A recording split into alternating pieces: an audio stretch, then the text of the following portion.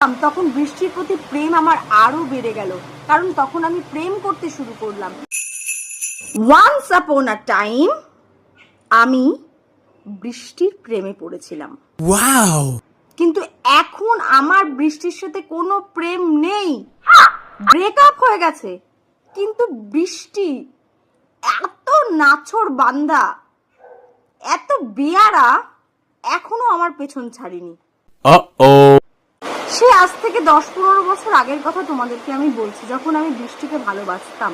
কেন ভালোবাসতাম তার কারণগুলো হলো, এক নম্বর, খুব বৃষ্টি হওয়া মানেই স্কুলে রেনি ডে ঘোষণা করতো, স্কুল ছুটি দিয়ে দিত, অতএব স্কুল হতো না।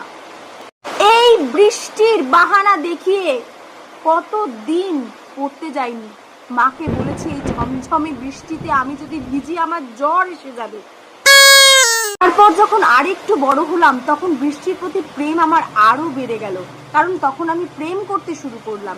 এই বৃষ্টির মধ্যে প্রেমিকের সাথে এক ছাতার তলায় ঘুরতে ঘুরতে, রোমান্টিক গান মনে করতে করতে গল্প করার যে কি মজা, সেটা তারাই বুঝবে যারা এই বৃষ্টিতে এক ছাতার তলায় প্রেম করেছে, যেমন আমি করেছি।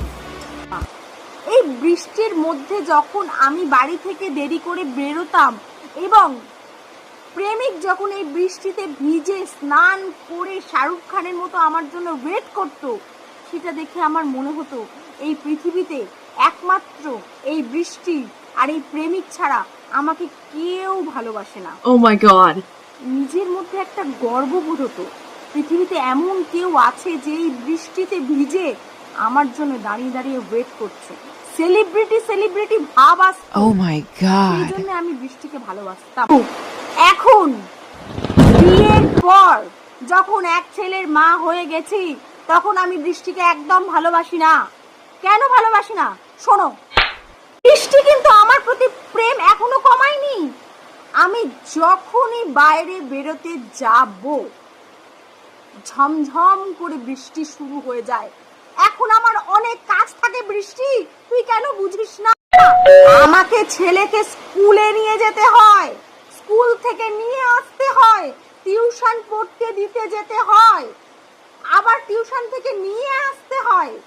বাড়িতে যদি কোনো জিনিস না থাকে, আর্জেন্ট হলে আমাকে দোকানে যেতে হয় সেই জিনিস নিয়ে আসতে।